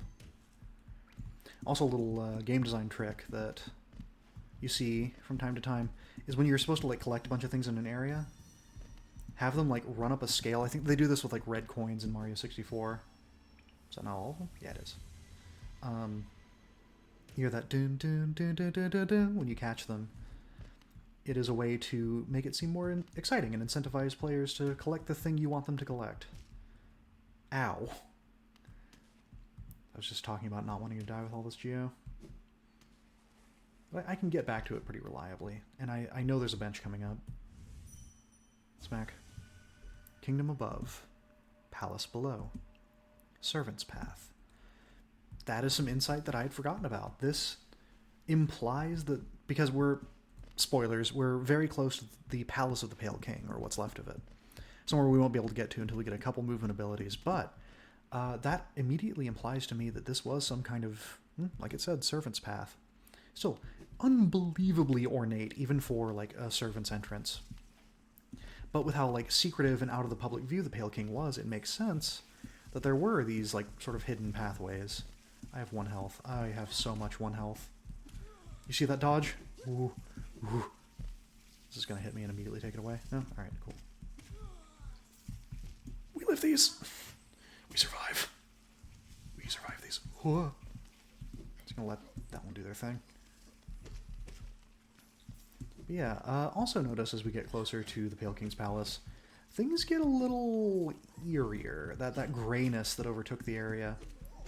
These little motes in the air. Now, this is something, yet again, of me zooming in on really, really tiny details, but this is, I believe, a Mossbag original. It may have come up on the Reddits as well. I sound like such an old person, the Reddits. But these little motes of darkness you can see on the screen, these little particle effects, they're weird, right? Like, they're unusual. Just keep an eye out on them as we move. Notice how they sort of appear and disappear, not in the way that, like, dust in your vision would, and that jet black color as well. Like, it doesn't even seem like ash. It moves like, well, it's kind of like the goo in a lava lamp almost, which I believe is wax. I think they put wax in lava lamps. But that implies that we are getting near the ancient basin. And as a little foreshadowing earlier, I was talking about the ancient civilization. And we'll be able to see more and more evidence of them as we get closer to that. And as we get closer to the Void. But the Void will come much later. Shout out to the Void, clap if you love the Void.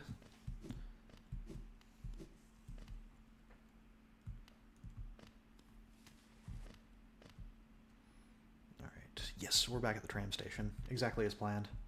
No map. In fact, let's see if I can't find the map around here. Nope. Thought I needed Desolate Die for this.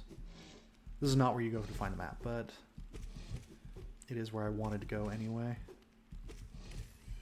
Behold some Molex. Molex, not much to say about them lore-wise. They're just sort of a local species that makes their home near the basin. Very dangerous. Love to bite, love to scratch, love to hit you really hard. But they do have a really interesting life cycle. We'll see as they move, sort of, I don't know, metamorphose, pupate as they grow older. Oh, there's also aspids here. Great. They'll also huck a ton of infection at you. Let's collect our wits, shall we? Immediately get hit. That's collecting our wits. That's what that looks like.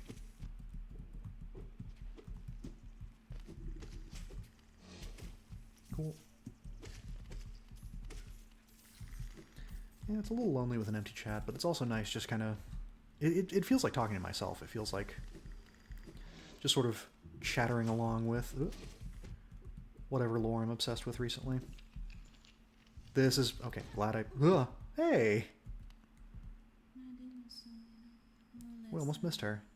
My friend, you dealt with all those beasts. I'm ashamed to say I was hiding. Those ghastly things chased me and I ran. If you hadn't come along, who knows if I'd have ever survived. Others take me for a fearsome warrior, what with my impressive size, but this kingdom's beasts, I wonder if I'm just no match for them. Love her. It's one of the reasons why I think she's a cicada. She loves to scream. Enough! I cannot wallow in my weakness. I must take strength from your example. You act so confident in battle. You show no fear before your foes. I'll try my best to do the same. Love you, Cloth. Oh, as a matter of fact, she's holding still. Such luck this tiny one appears at just the right moment, and what masterful skill it shows. As a warrior, it sets a powerful precedent. I'll do well to learn from its form. Cloth is cool. We love Cloth. I look forward to our next contact, tiny savior. Then I'll meet a warrior... Bleh. Then you'll meet a warrior with courage to match your own. The way people talk in this game sometimes.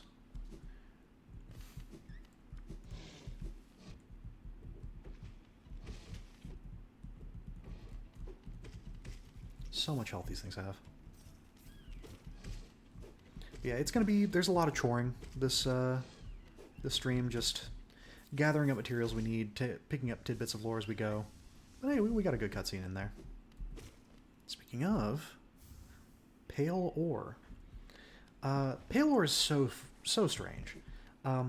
It seems to be the only thing that the nailsmith can use to improve your nail with you know, is that true for every nail? Is ours special? Where did we get ours? What's the deal with it? You know, he says it's fine craft work. Once he fixes it up, that's just going to be the damage. Damn. Need to scrounge up a little bit of soul. Let's see if I can't fight anything out here. But normally I wouldn't think much of it. It's just sort of an uncommon video game thing that you get to... Let's take a bench real quick, actually. Actually, this is not where we take the bench. We can summon one right here. But yeah, before I head back in, I want to grab a little bit of soul and a place to respawn, because I'm not confident in my abilities. But yeah, pale ore, like, it wouldn't really ring super hard on my radar unless if it wasn't called pale ore. Clear my throat. But when something is called pale in this game, that is on purpose. Oh, hang on. Stow that talk for a sec. This is the first time we've actually seen the Pale King represented. This is him. A true servant gives all for the kingdom. Let Hallownest, Pale King, relieve you of your burden. I don't remember what happens, but we have so much geo and I'm not just throwing it into a fountain right now. It seems to be sort of a money marketing scam from the Pale King. But yeah, this is a, I should say, fairly accurate depiction of him. And look at that in his little grippers there. That looks like the bottom part. Can I actually pull this up in my inventory? That very much looks like the bottom half of a vessel fragment for containing soul. Really, really interesting there because, like, again, I don't know if your average bug knew the purpose of them, but knew it was important. And we see it represented here. I'm getting really close to the screen, that's why my audio is weird. I'm pretty sure that's what that's supposed to be. And that, first of all, implies that the Pale King had, you know, pretty in-depth knowledge of soul, not a huge surprise there. But also that it is this symbolic thing on a statue that's showing, like, oh, here's his outpouring of soul. Here's his outpouring of magic, you know. Here's all he does for you. And notice in this room as well, there's so much to talk about as soon as you get in here. I'm getting excited. These are the first time we see royal retainers. You know, the upper crust of bugs. Like, these are courtiers of the court of the Pale King. Which is kind of weird to think about, like these bugs that sort of hold themselves in this high status when they are near the Pale King, who is not a bug and basically a god. Just interesting insight there. But again, look at the eyes on the statue and look at their eyes. Now, this, I have on good authority, is different from no eyes. And this is the first time we see the response to, shall we say, proximity to the void. The void is... It's often positioned as the opposite of the radiance. It's darkness. You see how shady and shadowy it gets here. It's also not good. Does not make it the good guy, even if the radiance is the bad guy. Missing monarch, we need you now. Yeah, the Pale King fully dipped in the lore. He's gone. We, at this moment, don't know where he is, because where is kind of the wrong question to ask. Cornifer, what's up, my man? Old caverns, these ones. Can't you just feel the weight of the kingdom above? It's a heavy thing, all right. I reckon not many'd reach these depths. We're pioneers, you and I, at least in recent history. Get a quick, expensive map. It's worth every penny with you, bud. It's a long trek back to the shop from here. I'll be resting my legs a little longer.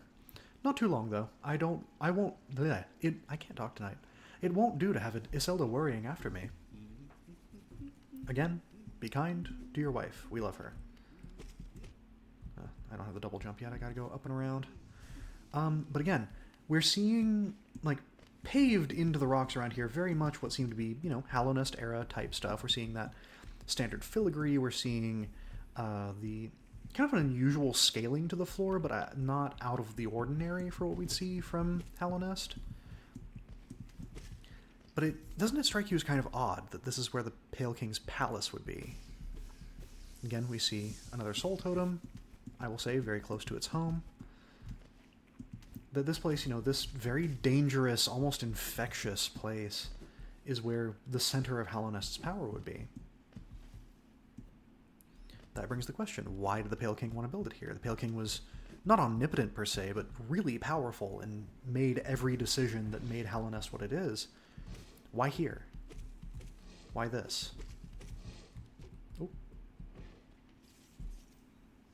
Let's just cut back through the Malex. Malek really sounds like... maybe it's like... I'm thinking of like Twilight, but it really sounds like a Star Wars thing.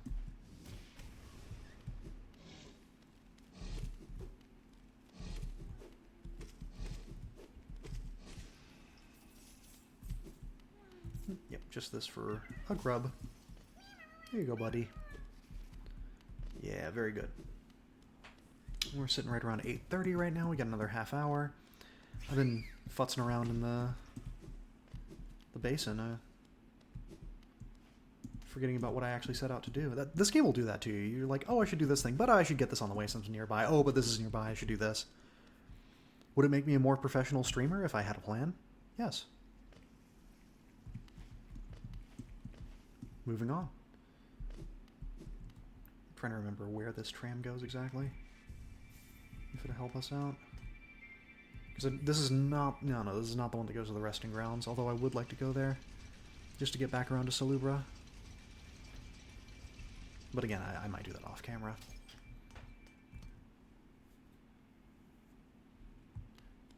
Where are we? Oh, we're in Deep Nest. Cool. Cool. Why were they so bent on putting a rail line through Deep Nest?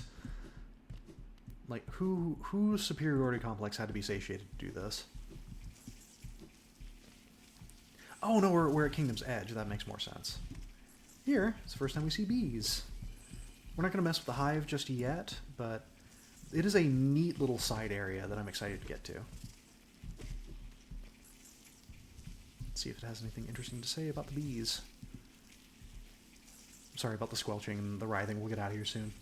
Yeah, smallest of the hive's inhabitants, notice capitalized hive, carries out simple tasks.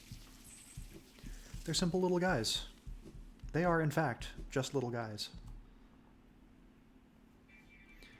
In fact, there are a lot of enemies in this game I think I could describe as just a little guy, you know? Our player character, not the Hollow Knight, the Knight itself, just a little guy. Notice in here, like, again, this passes through Deep Nest. There are just dirt carvers lying in the floor. That's good to know. That can get us to the very bottom of Kingdom's Edge. Very vertical area. It's going to be a big climb, but very worth it lore-wise. Lots of stuff to talk about there. But again, like I said, I'd like to get at least the double jump, and to get the double jump... Stop it. You need to get the Crystal Dash. Crystal Dash also gets you Isma's Tear, which is, believe it or not, important. We mentioned Isma before, one of the 5 Great Knights. Maybe it's a bad idea to ignore these guys.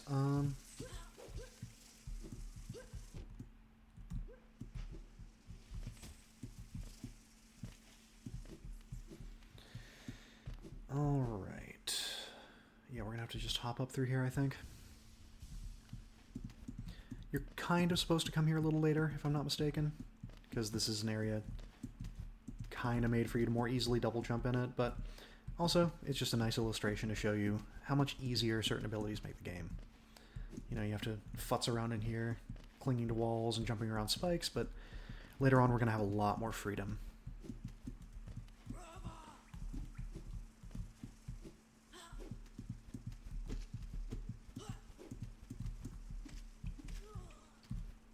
I don't need that money.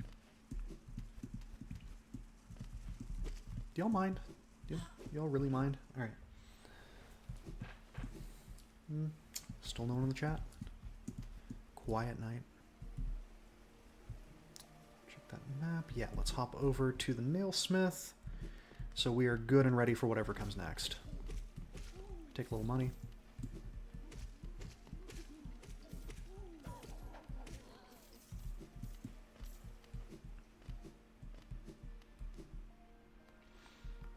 Also, it kind of makes you think, though, like, what do these bugs do to become rich? Like, did they have, like, a bug ancestor who opened a factory or something? It's just, like, generational wealth? Like, because we don't really know the political system, aside from, like, you know, like, God King monarchy. We don't know the economic systems of Hallownest. We don't really know, how these people divvied out wealth. Is it like the Pale King do it? Is like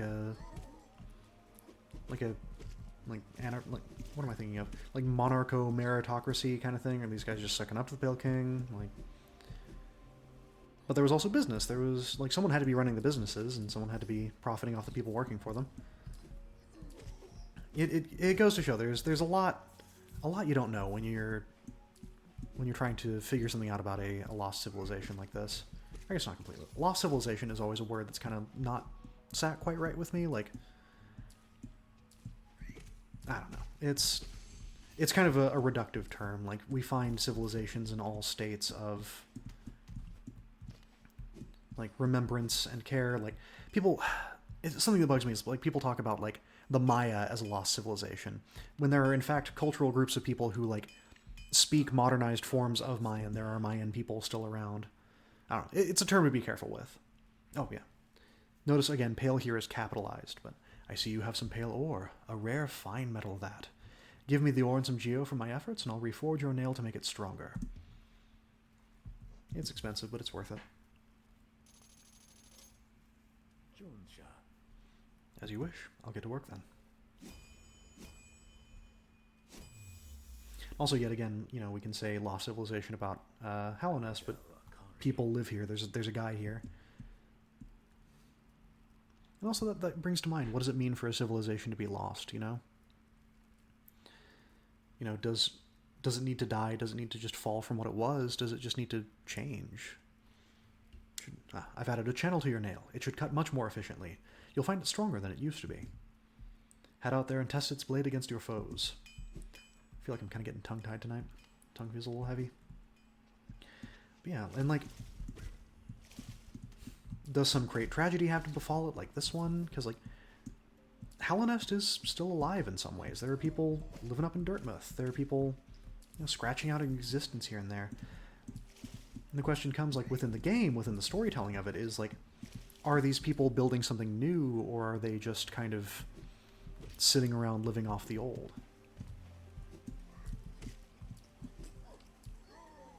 Because civilizations, they're a hard thing to lose and a hard thing to kill.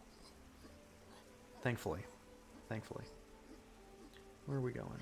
I think Stag Station's probably our best bet. I think, yeah, the closest we can get to... Although, no, wait, that elevator should actually take us up straight to where we're going, so it's kind of a split difference. Yeah, let's just head up through the city. Let's admire the architecture.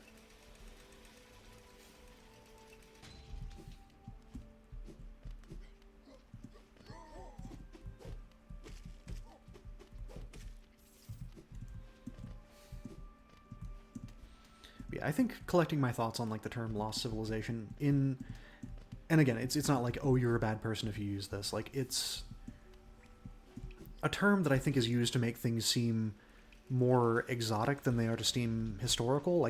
By a lot of accounts, Rome could have been considered a lost civilization for a long time. Again, people still lived there. People still maintained the language and the culture.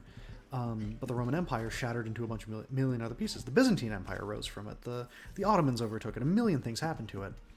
But we see it with that level of nuance in Western cultures a lot of the time because, it's the root of our civilization. You're just well, our civilization wasn't lost. We're right here. But when we, as Euro-Americans and whatnot, and again, even that's a pretty broad term, but, we can split hairs all day. Which I do. I love to do. Yeah, up through here. Yeah, I think thinking about it as a term, and this is just kind of me rambling, I may change my opinion tomorrow, that it's a term that often is used to talk about, the exotic East or the lost American South, not American South, that's where I'm from, Mesoamerica and whatnot, which I think, it comes from a colonial mindset, ultimately. And I'm sure, if anyone who sees this in the VODs wants to be smarter than me in the comments, please do. Who has more to say on this that's an anthropologist or an archaeologist or a historian or something. It'd be very cool if y'all watch these, and I also feel very self-conscious. But, if, you know, the take on to call a civilization lost is to sort of consign it, to put it away, be like, oh well, it's gone. You know, that culture is gone. It's dead. It's a curio now. It's something to be observed and not to be lived. When, you know, me right here, I'm living as a descendant of ancient Greece and Rome. You know, my family holds very strongly to a Celtic history, but, you know, a lot of that could be seen as lost. I don't know. History and culture are weird. We lose things, we gain things, but I don't think they ever really die. And I don't think you can lose an entire civilization. But I think the way you do is you forget to cherish it. Stupid joke. Yeah, now while we're here, I can actually pop by Salubra. Not doing that off camera. I've lied to you.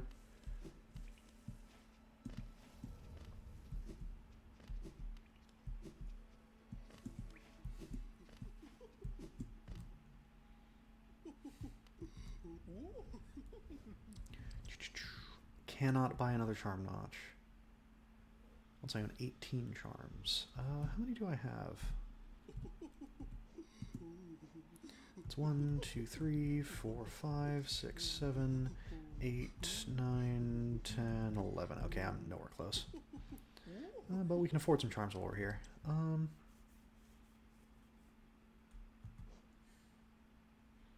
love she calls you a little scoundrel for being a spellcaster. Make spells stronger if I want to do that. I'm not much of a spellcaster in this game. These are all pretty cheap, so they'll just add to the number.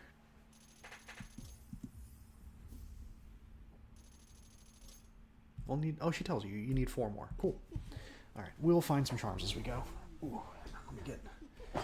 So yeah, we got about 15 minutes left in the stream. I think I'm just going to introduce us to the Crystal Peak, kind of poke around in there for a little bit, and then we'll end off, okay? The stream's kind of been bouncing around, but I like it. I like the vibes we're going for here. Tonight's been a little sillier, a few more hot takes. I think I'm just getting used to the streaming space. Have I not been in there?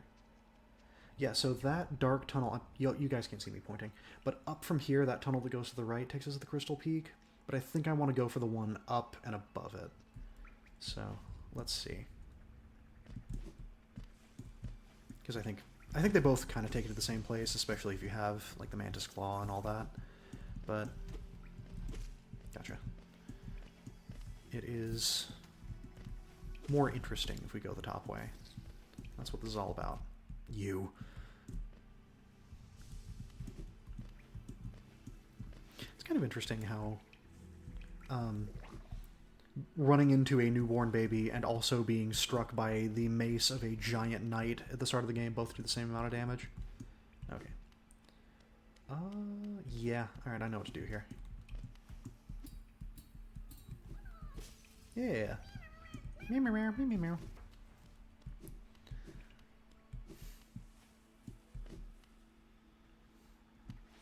Stream looks good on my end, though. Again, if no one's watching at the time, it doesn't really matter. But I'm proud. I think I've done some things to my internet that are going to make it work better in the long term. My poor laptop. This is being played on a gaming laptop. A good one, but a laptop all the same. Yeah, I think if this, you know, really catches on and I keep up with it, I might, you know, try and build a PC, try and hook up something more fancy, but at least for little older games like I'm playing right now, this should be helpful. Oh god, also I need to figure out like capture cards and stuff like that if I want to play on my PS5. That being said, I'm saying it right now, putting it out in the world. I do want to do Elden Ring someday, but dear god, I don't know how to organize those notes. Yeah, this is the way I want to go. Because like in this, I can kind of go area by area, like figure out, oh, I want to talk about this here, I'm going to compartmentalize this here. That game, man, there's so much to talk about. Oh, we missed her when she was normal, I think. Did we meet Mila earlier? I'm not sure. Yeah, she was singing a happy little song before, but we see there's a tinge of orange starting to join this poor worker's eye. She's not hostile yet, but we are losing poor Mila. Bury my body, cover my shell. What meaning in darkness, yet here I remain. I'll wait here forever till light blooms again. So, light blooms. Take that down in your notes. Buried body. Cover, shell, darkness. No meaning. Dangerous. Still remain. Light again. Alright, that's something we need to hone in on while we're here. Is that all caps like that is not necessarily meant to mean emphasis when characters are talking. That represents radiance. If we can get a good dream nail in on infected enemies, you'll often see things in all caps, and if you interact directly with the radiance, you will see all caps. That is just meant to represent, like, that's the radiance talking, not them. This is a very rare example where we can see it actually spoken, but... this is super good, actually. It's sad. It was like, how much longer, how much longer, how much longer? But creeping into her thoughts, we see, kill it, dangerous, kill it, kill the empty one. So the Radiance knows what we are. It knows that we are a danger to it, and it is able to individually direct and see through the things that it's infected. That's why so many things attack us. Again, I love, love, love when a game gives a reason for things happening. It's not just enemies bum rush you because they don't like you. Enemies in this are all not just, again, I say this a million times, I'll say it a million more. They're not just sick, they're not just under the weather, they're not just zombies, they're under a thrall. They're being controlled. And again, the empty one is a really, really important way to describe us. Because empty one, us, the night, empty night, hollow night. The Radiance has an experience with the thing that we are. It has experience with the hollow night. It knows it's dangerous. How much longer must I dig?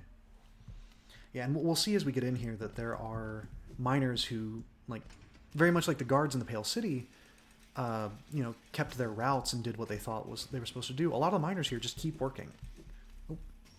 More examples of that spiraling architecture we were talking about before. Really, really beautiful example of this ancient civilization little nook we found. Some you just see a slight change of the floor, but those, you can really, really see the architecture around it.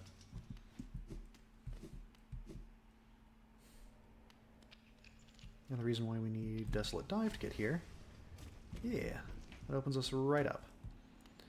Skip by a blug sack there. That's what they're called if you're curious.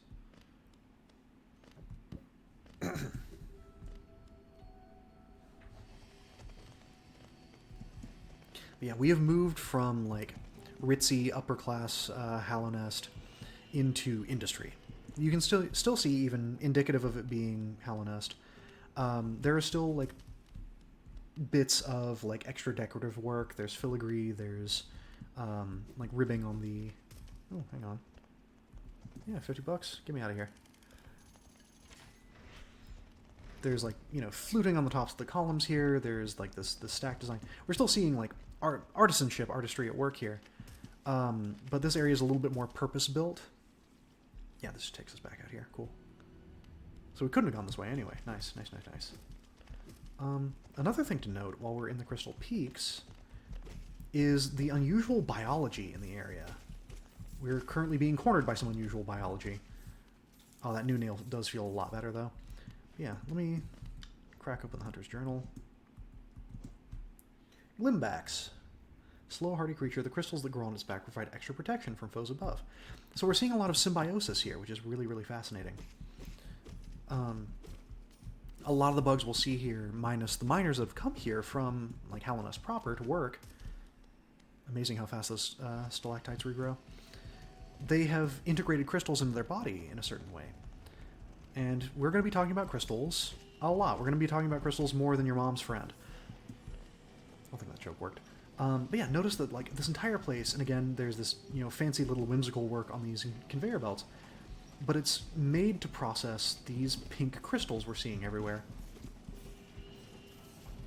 But where are they going? What do they do? What are they for?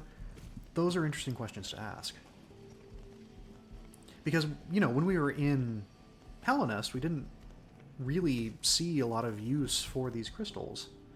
Most things are lit by lumaflies. There's not a lot of, like, crystal work. It's not in the structure. But, like, this is a massive, massive operation.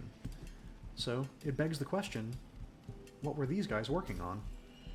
And it says, like, crystals, we've been told a couple times in the game, and we will see as we go, crystals are worth a lot of money.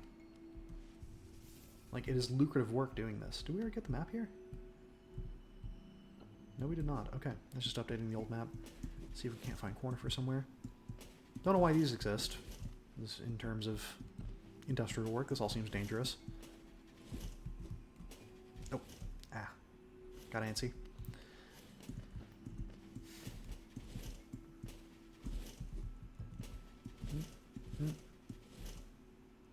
Egg. It's, again, just if we want to get our shade back without having to go fight for it. Oh, hang on. I think I dropped my broadcast. I don't know if it's my phone or my stream. Something's up. But notice, again, like, these crystals have really weird properties. Like these... What are these called? Crystal hunters. They're able to not only launch the crystals out of their bodies, like use a biological process to shoot them at you, but they grow, like, immediately and then stop growing. Yeah, the crystals here, like...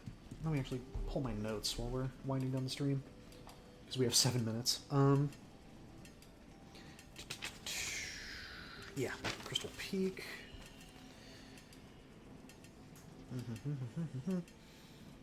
So yeah, something we'll hear some bugs talking about as we go, I believe we might run into a buddy here who will tell us something or other, is that crystals here provided stable energy, more stable than soul. Where that energy went, it's not very clear. Again, a lot of the world seems to be mechanical, levers, pulleys, the lights are lumaflies. But...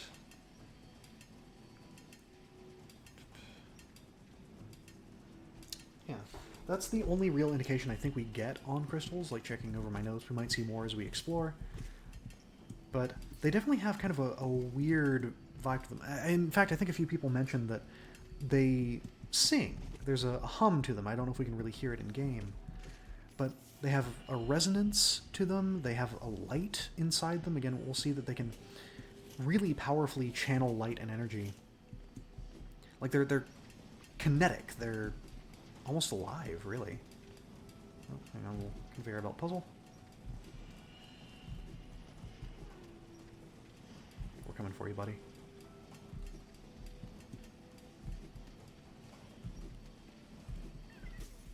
Yeah, you're welcome. And that opens up a little shortcut for us, thankfully. There's these little guys, which we can't even affect. But again, we see this, light energy being a thing, which maybe it's just me being conspiratorial, but the fact that our, primary antagonist of this game is called the Radiance, and there's a whole peak of crystals that can, like, refract and intensify light, it just gets the gears turning, Got about 5 minutes left on the stream. Let's see if... great place to finish off. Ow. So here's my question. Cornifer doesn't strike me as, like, the most... I'm trying to be polite. The most spry dude. But he seems to get by a lot more obstacles than we do. Cornifer would be right with you. I can't double jump yet. Alright. Came to scale the mountain. I've heard tale of a summit way up there. Too far from me, though, and I'm not really one for heights. Oh, that's it. Another map. I jabbed myself on one of those crystals back there. Awful sharp they are and all over the place.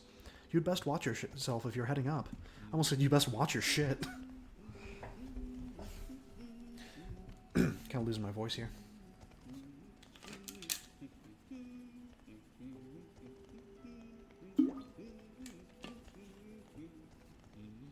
Big sip of water. Yeah, can't go this way yet. It's so tantalizing seeing that up there. One little thing I heard, like, it was just some speculation in the community. This is something I heard through Mossbag. Is that certain people who, like, spoke Hungarian thought that Cornifer was Hungarian, just, like, about the way that he speaks. If the stream runs a little long, we can handle a little boss fight, can't we? But as it turns out, it is just the normal Hallownest gibberish. But he does, in fact, his voice actor is in fact Hungarian, so little bits of people's speech patterns coming through in their voice acting. Oh, I have to doink him. Oh, great start, great start. Okay. I always think I can duck under that, but I can't. I have the red dot trained on my head and I didn't move. Notice this guy can't take any damage from the top because of these crystals. But again, we're seeing, not only can these crystals refract light, but they can be directed, like as a part of a living being's body, to send beams, to shoot beams. Oh, hit me with that big head. Bad reaction time. Nice. Yeah, he's not so hard. Can I? Ugh. No, can't.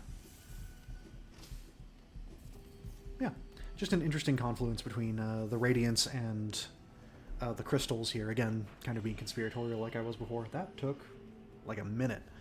All right. The map's looking good though. It's nice. It would be too time consuming to go for our upgrade while we're here. Unfortunately, not a ton of lore on the Crystal Guardian. Again, we see here just a heavy-set miner, just a big bug of the Crystal Peak, overcome by crystal growth. I'm seeing parallels, right? I'm seeing parallels between being overtaken by crystals, overtaken by the radiance, and just as we're finishing up here, just to leave you with a little teaser, we'll be coming back to the Crystal Peak. We have to get an upgrade here, get an upgrade somewhere else, then come back. But there is more to do with the radiance on this mountain than initially it seems. And hopefully we'll be able to figure out what that is next stream. Yeah, we're about 2 minutes before time. I just want to say thank you everyone who's watching on YouTube for picking up the VOD. If you're there, drop a comment, leave a like, subscribe, you know the drill. And find me Wednesdays at 7 p.m. Central Time here on Twitch. This has been Game Archives. I'm so happy for you to join me on my research endeavors. And I will see you next week.